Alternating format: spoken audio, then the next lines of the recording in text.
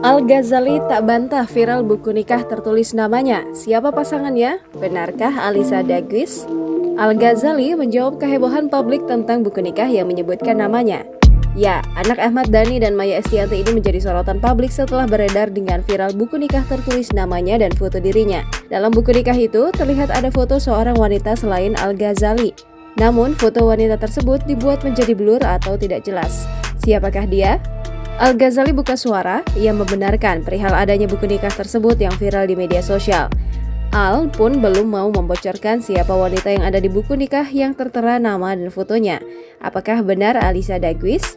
Hanya saja, pria berusia 25 tahun tersebut kembali menegaskan perihal wujud dari buku nikah itu yang diakuinya adalah benar-benar ada. Al-Ghazali mengumbar kesiapannya tentang pernikahan karena viralnya buku nikah di media sosial. Al-Ghazali pun membantah bahwa dirinya sudah menikah siri dengan Alisa Daguis, sebab ia masih berstatus lajang belum menikah.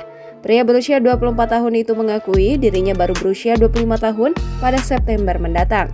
Keinginannya menikah di usia 25 tahun diakui disc joki tampan itu sudah disetujui oleh orang tuanya.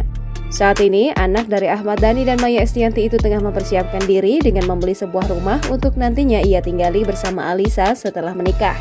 Al-Ghazali meminta doa agar niatnya menikahi Alisa, kekasihnya di usia 25 tahun, bisa terwujud dan tak ada halangannya.